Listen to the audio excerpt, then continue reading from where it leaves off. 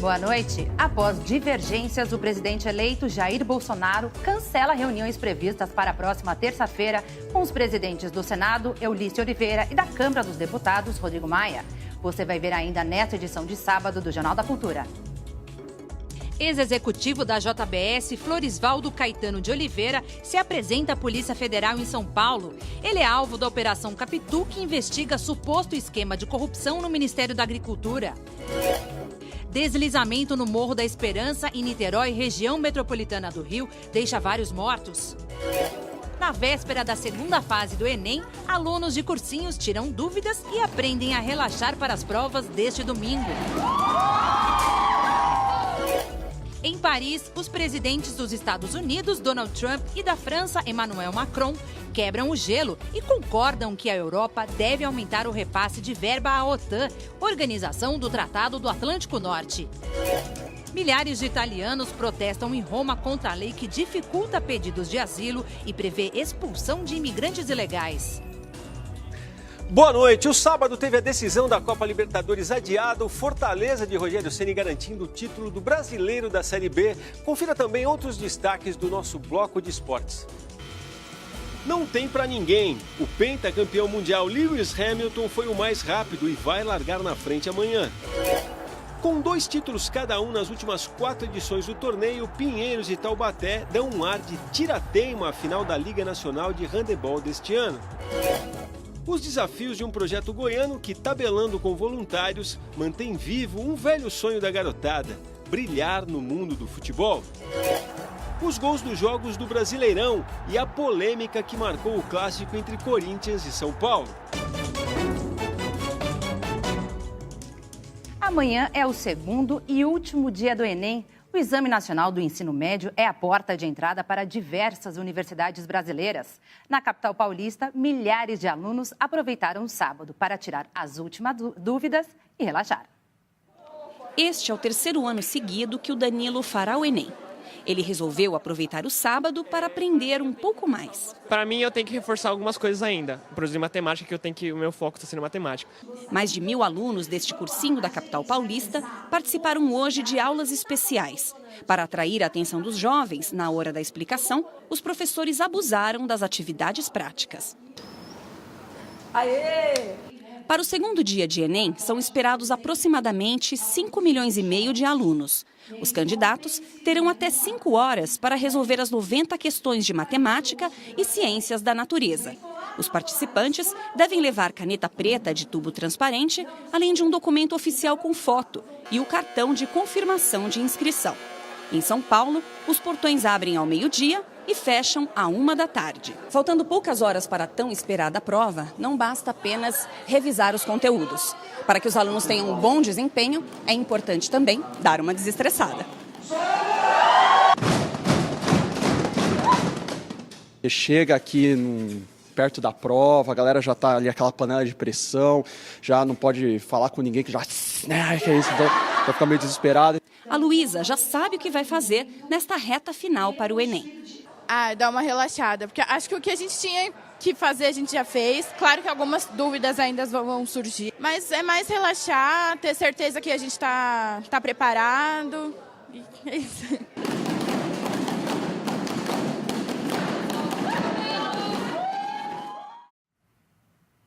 Pelo menos 10 pessoas morreram após um deslizamento no Rio de Janeiro. Ainda há desaparecidos. O deslizamento aconteceu de madrugada no Morro Boa Esperança, em Niterói, região metropolitana do Rio de Janeiro. A pedra que rolou do alto do morro atingiu 6 casas. 80 bombeiros foram para o local e retiraram 11 pessoas com vida dos escombros. Segundo o prefeito de Niterói, Rodrigo Neves, a região não era considerada de risco. A Defesa Civil afirma que a cidade estava em estágio de atenção por conta das chuvas nos últimos dias. O ex-executivo da JBS, Florisvaldo Caetano de Oliveira, se apresentou à Polícia Federal em São Paulo. Florisvaldo era um dos alvos da Operação Capitu, que investiga um suposto esquema de corrupção no Ministério da Agricultura em 2014 e 2015. Ele é apontado como funcionário da JBS que levava dinheiro de propina para políticos. A investigação, que é um desdobramento da Lava Jato, prendeu 17 pessoas, entre elas Joesley Batista, dono da JBS, o ex-executivo do grupo, Ricardo Saldi, e o vice-governador de Minas Gerais, Antônio Andrade. Na capital paulista, acontece neste fim de semana a 14ª edição do Pixel Show, maior festival de criatividade da América Latina. Uma das principais atrações é a área de realidade virtual. O público ainda pode curtir simuladores, assistir a palestras, exposições, shows e até fazer uma tatuagem. Também há um espaço especial para as crianças. O festival vai até amanhã e os ingressos são vendidos online. O Jardim Botânico, uma das poucas áreas verdes de São Paulo, comemora 90 anos com uma programação especial neste fim de semana. Mais de 450 tipos de orquídeas, algumas raras, estão expostas no local. Um respiro em meio à selva de pedra paulistana. 3 bens da região norte foram reconhecidos como Patrimônio Cultural do Brasil pelo Instituto do Patrimônio Histórico e Artístico Nacional, o IPHAN. Entre eles, o Festival Folclórico de Parintins. A reportagem é da TV Cultura do Amazonas. A maior entre as 5 regiões brasileiras, também é grande em expressões, sejam culturais, artísticas, gastronômicas. E a formalização desse reconhecimento pelo IPHAN chegou por meio da afirmação da identidade cultural em 3 expressões. Uma delas é o Mar Abaixo, que exalta a resistência das comunidades negras do Amapá e representa tradições e costumes locais. O nome remete aos escravos que morriam em navios negreiros. A segunda pauta levantada por especialistas do IPHAN é o primeiro geoglifo tombado na história do Brasil. O sítio arqueológico Jacossá, em Rio Branco, no Acre, é um conjunto de estruturas escavadas no solo, que formam figuras geométricas de grandes dimensões. Outra expressão que recebeu o reconhecimento do IPHAN foi o Complexo Cultural do Boi-Bumbá do Médio Amazonas e Parintins, que agora também é Patrimônio Cultural do Brasil. A decisão unânime foi feita pelo Conselho Consultivo, órgão colegiado de instância máxima do Instituto. Eu acredito que um reconhecimento como esse traz à tona, desperta a curiosidade de pessoas que talvez ainda estejam distanciadas dessa realidade ou que ainda desconheçam a força que é o Festival de Parintins. Mais de 113 mil habitantes do município de Parintins, distante 420 quilômetros da capital Manaus, se dividem entre azul e vermelho. O azul é do boi-bumbá caprichoso, representado pelo touro negro. O vermelho é do garantido, o touro branco. Essa história começou há mais de 100 anos nas ruas de Parintins, com uma brincadeira de boi de pano, que em 1965 se tornou disputa oficial na arena. A média anual de visitantes que o município recebe durante a festa é de 100 mil pessoas, número que deve crescer com a visibilidade que o reconhecimento do IPHAN traz.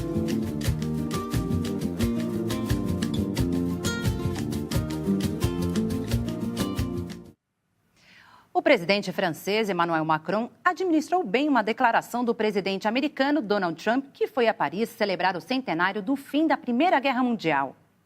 Trump e Macron concordaram sobre a necessidade da Europa destinar mais recursos à OTAN, a Organização do Tratado do Atlântico Norte. O encontro na capital francesa ocorreu horas depois de Donald Trump publicar numa rede social uma mensagem crítica à defesa que Emmanuel Macron fez da criação de um exército europeu como forma de diminuir a dependência militar que a União Europeia tem em relação aos Estados Unidos. Talvez a Europa devesse primeiro pagar uma conta justa dos gastos da OTAN, que os Estados Unidos subsidiam largamente, escreveu Trump horas antes de chegar em Paris. Após conversarem no Palácio do Eliseu, sede do governo francês, antes das comemorações que marcam 100 anos do fim da Primeira Guerra Mundial, os dois presidentes concordaram que a Europa precisa ter mais responsabilidade pela defesa do bloco. Queremos uma Europa forte, é muito importante para nós e qualquer maneira com a qual possamos fazer isso de forma mais eficiente seria algo que ambos queremos, disse o americano. Acredito que as minhas propostas para a defesa europeia são totalmente consistentes com isso, afirmou o francês. Esta é a segunda visita de Donald Trump à França desde que chegou à Casa Branca. Depois do encontro, os dois presidentes almoçaram junto com as primeiras-damas. Por causa do mau tempo, Trump e Melania cancelaram a visita que fariam a um cemitério americano em Paris. Na Somália, um triplo atentado suicida deixou dezenas de mortos. E nos Estados Unidos, pelo menos 9 pessoas morreram nos incêndios florestais na Califórnia. Nos arredores da cidade de Paradise, mais de 6.000 casas e estabelecimentos comerciais foram queimados pelo incêndio, classificado como o maior da história da Califórnia. No condado de Los Angeles, cerca de 800 quilômetros ao sul de Paradise, outro incêndio ameaça 75.000 residências e mais de 200.000 pessoas foram obrigadas a abandonar suas casas na manhã de hoje. Na cidade de Los Angeles, houve ordens de retirada de moradores na região de West Hills. O fogo também atingiu o condado de Ventura e queimou mansões de famosos como da cantora Lady Gaga e do diretor Guilherme Del Toro. O presidente Donald Trump afirmou via rede social que a culpa dos incêndios é o mau gerenciamento das florestas. Em Mogadíscio, capital da Somália, na África, 53 pessoas morreram e mais de 100 ficaram feridas depois que 2 homens-bomba atacaram um hotel. Uma terceira explosão foi registrada numa rua movimentada da cidade. Autoridades dizem que o número de vítimas fatais pode aumentar porque ainda há muitos desaparecidos. Um grupo ligado à Al-Qaeda reivindicou a autoria dos ataques. Em Roma, na Itália, milhares de pessoas protestaram contra a nova lei que dificulta as condições para pedidos de asilo e prevê expulsão dos imigrantes considerados um perigo social ou que foram condenados. O projeto de lei é o carro-chefe do ministro do Interior, Matteo Salvini, que defende uma política para reduzir a imigração ilegal e endurecer a legislação para os estrangeiros. A lei que transforma em criminoso o imigrante ilegal na Itália já passou pelo Senado e agora vai para a Câmara dos Deputados para aprovação final. A 21ª edição do Teleton está no ar. A maratona televisiva voltada à arrecadação de recursos para a ACD, Associação de Assistência à Criança Deficiente. Vamos conversar com o repórter Sérgio Colassino, que está lá nos bastidores do SBT, lá no Teleton. Boa noite, Sérgio. Como é que está a campanha? Boa noite, Amanda. Boa noite a todos. Nós estamos na reta final da maratona televisiva do Teleton. O objetivo é arrecadar 30 milhões de reais e metade dessa meta já foi superada. Ultrapassamos os 18 milhões de reais. Todo esse dinheiro vai ser entregue à ACD. E quem vai explicar pra gente como esse dinheiro vai ser usado é o Edson Brito, que é superintendente da ACD. Edson, o que representa esse valor para o atendimento, para o trabalho da ACD? Em primeiro lugar, boa noite a você e a todos da TV Cultura. Esse dinheiro representa todo o nosso capacete de atendimento. A ACD realiza 830 mil atendimentos no ano em 9 centros de reabilitação, um hospital ortopédico, 5 oficinas que produzem 60 mil órteses, próteses, cadeiras de rodas e aparatos que são necessários para a mobilidade. O hospital que realiza 6.800 cirurgias por ano. E o nosso corpo de funcionários, que são 1.900 funcionários. Então, ele ajuda, na realidade, a manutenção e a ampliação do atendimento na ACD através desses locais. Certo, Edson. Muito obrigado pelas informações. A campanha termina hoje aqui na TV, mas as doações ainda podem ser feitas até o dia 12, pelo telefone e também pela internet. A TV Cultura é parceira da Maratona Teleton. Amanda? Obrigada, Sérgio. E veja, daqui a pouco, Feira em São Paulo apresenta a culinária de refugiados. E ainda, Jair Bolsonaro cancela a reunião com os presidentes da Câmara e do Senado, que estava marcada em Brasília na próxima semana. Aguarde que voltamos já.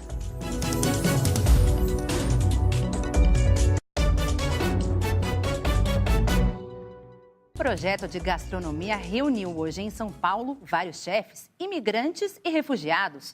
O público experimentou pratos típicos do dia a dia de cada país. O lituma, bolinho de banana da terra, é tradição da família de Evodi no Congo. Desde que ela veio recomeçar a vida no Brasil, passou a repetir a receita para ganhar dinheiro e matar as saudades de casa. Quando eu cozinho com aquele amor, né? Me lembra da minha família, amiga, tudo. Ela é uma das imigrantes do projeto Open Taste, que busca qualificar refugiados para trabalhar na arte da gastronomia. Ideia de Joana, enfermeira que fugiu da guerra na Síria e se instalou no Brasil. A ideia é a gente capacitá-los para fazer os sonhos deles realizados. Segundo dados do Ministério da Justiça, só em 2017, mais de 10 mil refugiados chegaram ao Brasil, 35% deles vindos da Síria. E muitos começaram a reescrever aqui a própria história com pão sírio, quibe e falafel. É o caso de Reiba. Os pratos que ela cozinhava para a família na Síria agora agradam outros paladares. Elas gostaram muito de comida árabe. Tem sabores do México, Venezuela, Bolívia. Um caldo cultural temperado com solidariedade. É a comida de casa, não é a comida do restaurante que se come nesses países. E através dessa comida, eles estão contando um pouco da história também. É uma oportunidade de você experimentar comidas de outros países e ainda dá a oportunidade dos imigrantes mostrarem sua cozinha, né? Muito interessante conhecer outras culturas, né? A comida tá boa? Tá gostosa. Tá um pouquinho apimentada, mas tá gostosa. O presidente eleito Jair Bolsonaro desmarcou um encontro com os presidentes da Câmara, Rodrigo Maia, e do Senado, Eunício Oliveira. O cancelamento ocorre em meio à aprovação de um projeto que aumentou o salário do judiciário. Jair Bolsonaro ia se encontrar com Maia e Eunício na próxima terça-feira em Brasília. Os compromissos chegaram a constar na agenda oficial do presidente eleito, mas foram retirados hoje. A assessoria dele não informou o motivo do cancelamento. Nesta semana, o plenário do Senado aprovou um aumento de 16% no salário dos ministros do Supremo Tribunal Federal. A equipe econômica de Jair Bolsonaro tinha se declarado contrária ao reajuste. Em entrevista ao jornal O Estado de São Paulo, Eunício Oliveira lembrou que segue como presidente do Senado até o fim de janeiro e disse que não se importa se Bolsonaro vai gostar ou não do que é votado no Congresso. Com os encontros desmarcados, a primeira agenda do presidente eleito na próxima terça-feira em Brasília será com a ministra Rosa Weber, presidente do Tribunal Superior Eleitoral. Hoje, Bolsonaro recebeu em sua casa no Rio de Janeiro amigos de Eldorado, cidade no interior paulista em que passou parte da infância. O grupo presenteou Bolsonaro com um carregamento de bananas. A fruta é típica do Vale do Ribeira, onde fica Eldorado. E a gente continua falando de política para analisar esses fatos, como foi a semana do presidente eleito em Brasília e os trabalhos da equipe de transição de Jair Bolsonaro. Nós recebemos aqui no estúdio o cientista político do INSPER, Fernando Schiller. Boa noite, Fernando. Seja bem-vindo. Vamos começar com o fato de hoje. Os cancelamentos dos encontros com o presidente do Senado e da Câmara ocorrem em meio a uma indisposição com o Congresso. Nessa semana, o presidente do Senado, Eunício Oliveira, demonstrou insatisfação por não ter sido procurado pela equipe do Bolsonaro. Como esses atritos podem dificultar os trabalhos da equipe de transição? Olha, Amanda, eu diria o seguinte, nós temos dois congressos. Né? Tem um congresso que está saindo, né, que fica até final de janeiro, e um outro congresso que vai entrar. O próximo congresso será o congresso com o qual Bolsonaro irá governar. Né? Tende a ser uma composição mais favorável à sua agenda de reformas, à sua agenda de governo.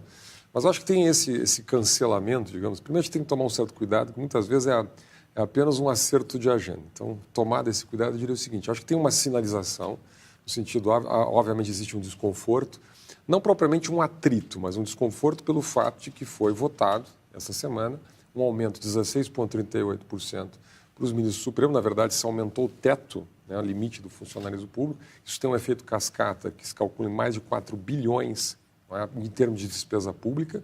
Isso inclui União, Estados, né, ou seja, para o Poder Judiciário de maneira geral. Então tem esse elemento. Acho que é um outro elemento também simbólico, especialmente na figura do senador Eunício Oliveira. Claramente, o Bolsonaro se elege com uma política de uma retórica, um discurso de renovação da política, até antissistema.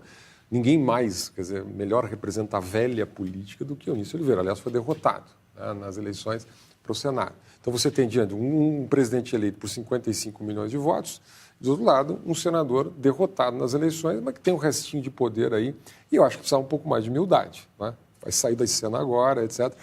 Enfim, agora, outra razão que me parece é a seguinte, o novo governo não tem clara a sua agenda para o Congresso. Vai fazer uma reunião para quê? O próprio ministro Paulo Guedes, futuro ministro Paulo Guedes, disse, olha, eu não quero interferir no orçamento desse ano. Vocês fazem esse orçamento desse ano, que eu faço o meu no próximo ano. O próprio tema da reforma da Previdência está muito vago ainda, então me parece que falta um pouco de clareza na agenda, não é?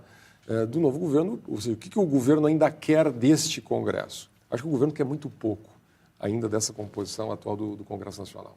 Aproveitando que o senhor mencionou Paulo Guedes e reforma da Previdência, esta semana que passou, o Paulo Guedes disse que o Congresso precisaria de uma prensa para aprovar o projeto da reforma da Previdência do presidente Michel Temer. Como é que o senhor avalia essa declaração?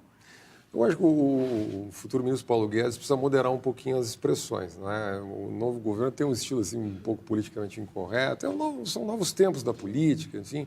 Também tem um efeito eleitoral, saiu com mais de 55 milhões de votos, então vamos lá uma prensa no Congresso, etc. Com o tempo vai se aprendendo a lidar. Né? O fato é que existe hoje uma enorme dúvida sobre qual é o projeto que o governo irá apostar em termos de reforma da Previdência. Né?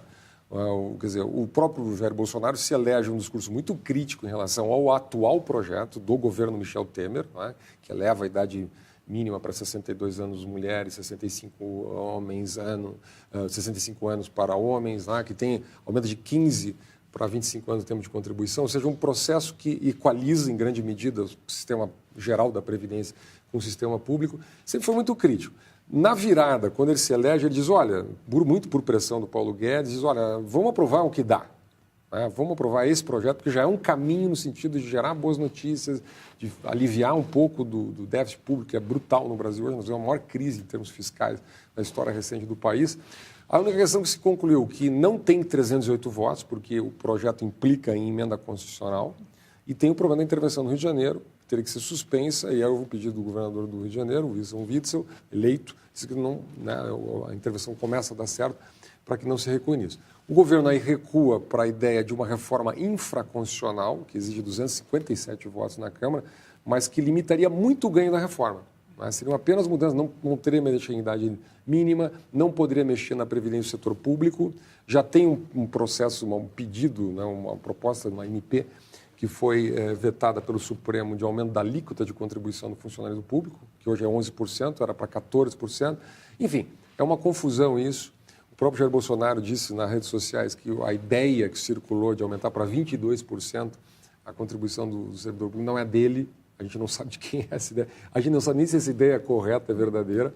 A ideia também de exigir um tempo mínimo de 40 anos de trabalho para a aposentadoria integral, constava no projeto Michel Temer, ele disse, olha, não é o meu projeto. O fato é o seguinte, o governo hoje tem um campo aberto, uma dúvida sobre qual é o projeto que irá defender. Quer dizer, qual é a conclusão que eu chego disso? Muito dificilmente será votado a reforma da Previdência ainda por este Congresso, ainda este ano. O que é ruim para o país e, na minha visão, ruim para o próximo governo, que já vai assumir com mais esse desafio político, né? Mais essa agenda já para o início do ano que vem. Tá ótimo. Fernando, muitíssimo obrigada aqui pela participação. Obrigado. Até a próxima. Com o título de Cidade do Sol, Natal no Rio Grande do Norte é uma ótima opção para conhecer os rios e também se aventurar pelas inúmeras dunas. A reportagem é da TV Futuro de Natal. Privilegiada por suas belezas naturais, suas lindas praias, dunas, lagoas. Estou de férias e nenhum lugar melhor que esse para vir conhecer, né? No extremo sul fica o Morro do Careca, o ponto turístico mais famoso de Natal. O cajueiro de Pirangi é uma árvore gigante, cobre em média uma área de 8.500 metros quadrados e produz cerca de 70 a 80 mil cajus na safra. Natal é uma cidade litorânea com ricas belezas naturais no cenário brasileiro e internacional.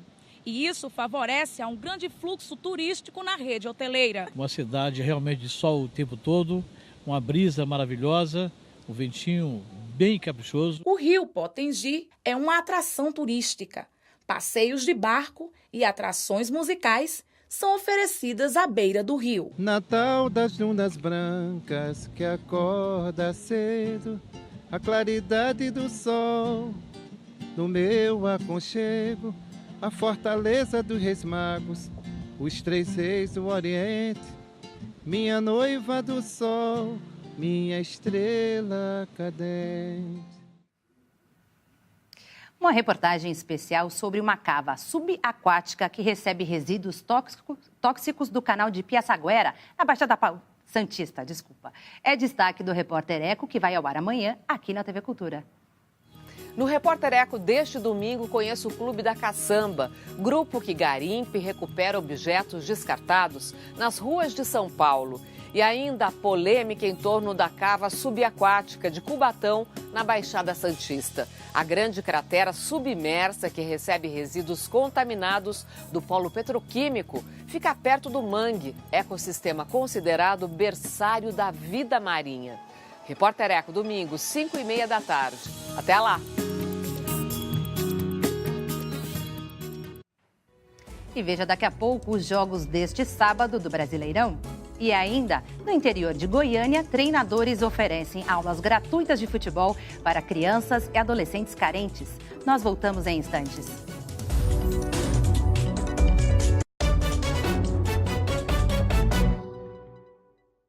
E chegou a hora de falar das notícias do esporte. Quem está aqui comigo é o meu amigo, colega de redação, Vlad Lemos. Você gosta desse momento que eu sei. Ah, eu adoro mesmo. Não vou esconder. E a gente começa... Não dá para esconder. Não! E a gente começa com Fórmula 1. Exatamente. Para variar, teve mais um show do inglês Lewis Hamilton, pentacampeão mundial, bateu o recorde da pista de Interlagos e vai largar na pole amanhã.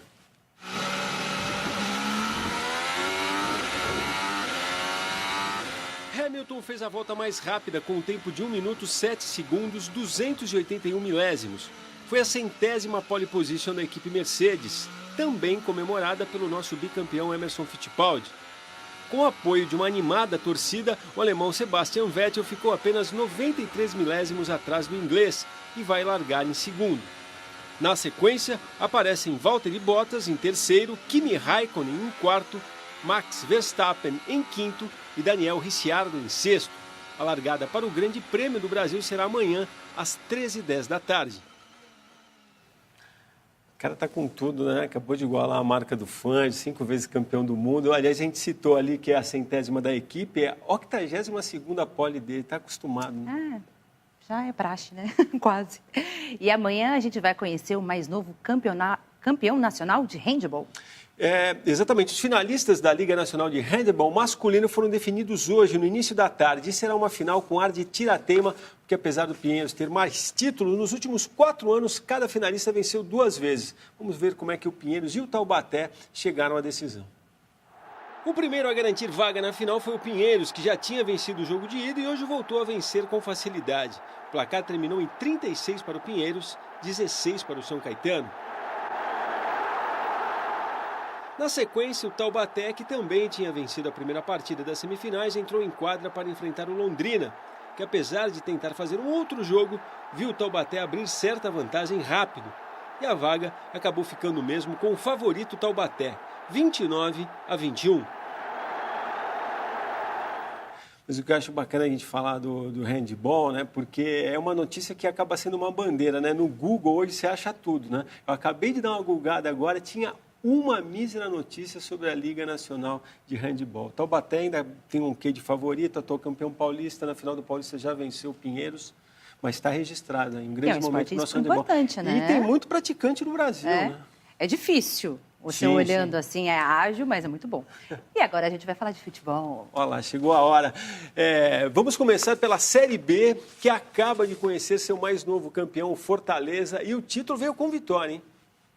O estádio da Ressacada foi o palco da conquista do Fortaleza. Um empate com o Avaí já daria o título ao time dirigido pelo ex-goleiro e ídolo do São Paulo, Rogério Ceni. Mas nos acréscimos, Rodolfo fez a alegria do time e da torcida ainda maior ao marcar o gol e dar a vitória ao Fortaleza, que está de volta à Série A no ano do centenário do clube. Uma grande campanha, daqui a pouquinho a gente vai falar do São Paulo. Eu sei que os tricolores nessa hora estão olhando para o Rogério Ceni com um arzinho assim, de chega mais perto. Mas ele está fazendo um bom trabalho, né? E é legal também que tenha saído o gol também, porque, bom, o título, mesmo que viesse com 0-0, ninguém ia reclamar. Mas, obviamente, que o golzinho do Rodolfo, 49 do segundo tempo, já deu uma coroada. Quando tem gol, sempre é melhor, engrandecida né? no negócio, sempre, né, amor? E na Série A, a rodada começou hoje com 2 clássicos e teve gols. Sim, o início de rodada bem movimentado no Clássico Carioca. O Flamengo, que tentava se aproximar do líder Palmeiras, faz tempo isso, aliás, hein? Perdeu para o Botafogo, se complicou bastante na disputa pelo título. No Engenhão, o Botafogo saiu na frente do Flamengo com este gol de Eric, que apareceu livre no meio da zaga e tocou na saída do goleiro.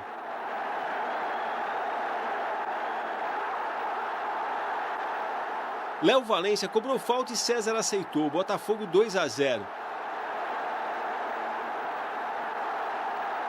No segundo tempo, o Pará cruzou e o ex-botafoguense Vitinho diminuiu para o time rubro-negro. Mas ficou nisso, 2-1 e o Flamengo segue em terceiro. Na Arena da Baixada, em Curitiba, Bruno Guimarães fez um belo lançamento para Marcelo Cirino, que chutou forte de esquerda. Atlético Paranaense 1, Cruzeiro 0. Nicão cruzou para Rafael Veiga ampliar e garantir a vitória do Furacão, que dorme no G6. No estádio Independência, em Belo Horizonte, Rodrigo Carioca tocou para Andrei, que avançou e tirou o zagueiro e o goleiro antes de marcar. Foi o gol da vitória do Lanterna e já rebaixado Paraná sobre o América Mineiro, aos 44 do segundo tempo.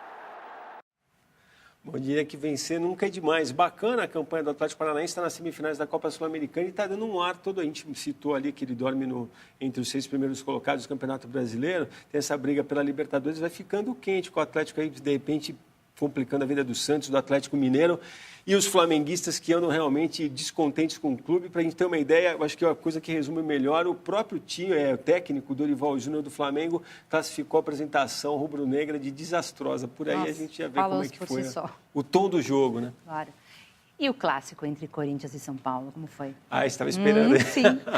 Bom, o clássico a gente deixou aí separado, teve direito a uma polêmica com relação à arbitragem, o que também não é novidade, expulsão, e terminou empatado. Mas, além dos gols, a gente vai mostrar também o gol do Corinthians que o juiz não validou ainda no primeiro tempo, mas que deveria. No final deu empate 1-1.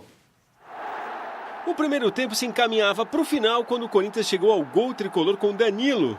E o goleiro Jean, pelo visto, tirou a bola quando ela já havia ultrapassado a linha. O árbitro mandou o jogo seguir. E o Corinthians só abriu o placar para valer na metade da etapa final, com o Ralf batendo de muito longe.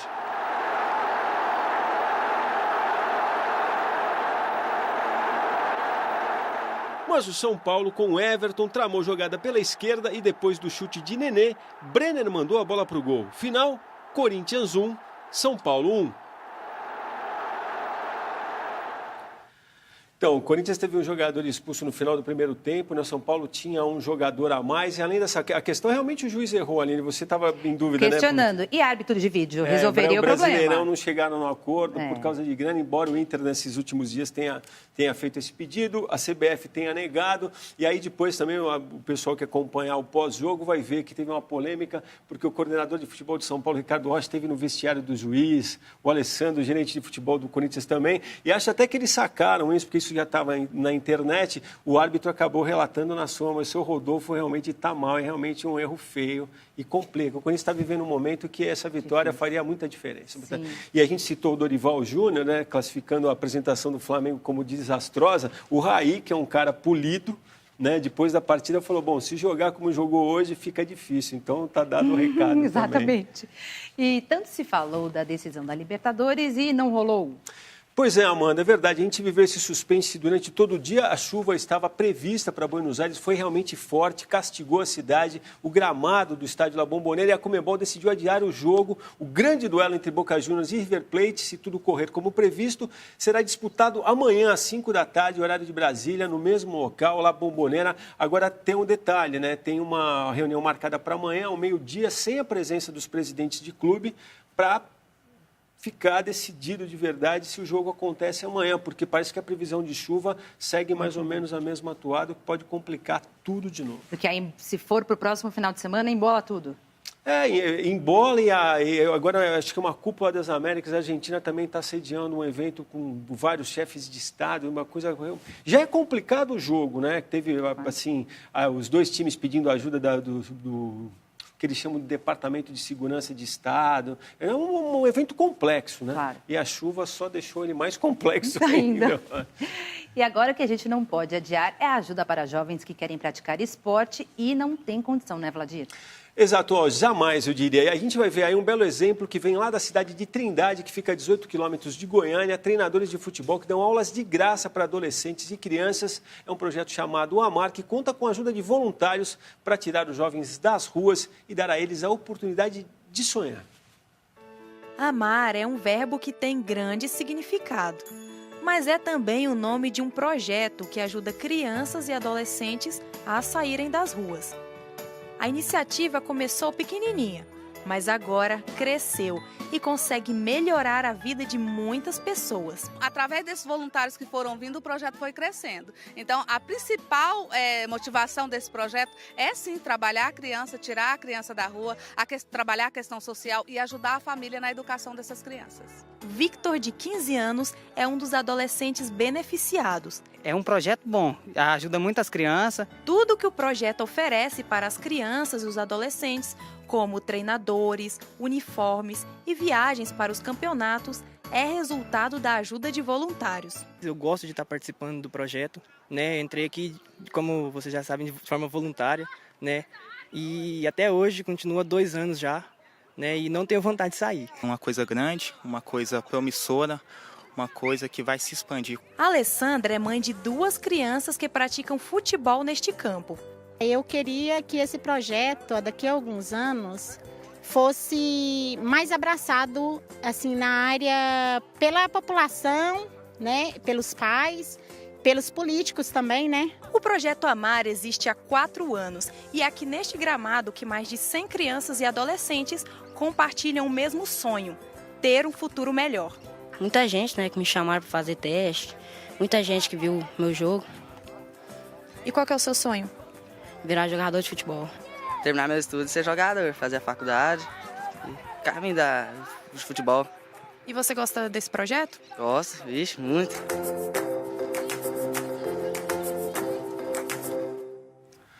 Então, Amanda, eu estava olhando o material bruto da reportagem, eu lembro que como repórter tive várias vezes na periferia aqui de São Paulo, mesmo a maior cidade do país. É difícil a gente acreditar, mas é a mais pura verdade, às vezes falta a bola. Como um dos responsáveis por esse projeto que a gente acabou de ver, dizia também que uma das coisas que eles precisam é bola. Então, quem está acompanhando a matéria, se puder ajudar, claro, de lá ou de longe, ajuda é sempre bem-vinda. E o esporte não transforma não só a vida desses jovens, como das famílias e da comunidade, né? Lógico. Eu acho que devia ter uma quadra em todo o bairro. Sim. Aberta todo o tempo. Para todo mundo. E com bolas, né? Claro, é mais importante. Vladir, obrigada. Até a próxima. Próximo encontro. E o Jornal da Cultura, edição de sábado, fica por aqui. O nosso boa noite vai para a Maratona Solidária do Teleton 2018, em benefício das crianças da ACD. A TV Cultura é mais uma vez parceira da campanha, que vai até o dia 12 de novembro. Participe e faça sua doação. Boa noite e um ótimo domingo. Bom domingo.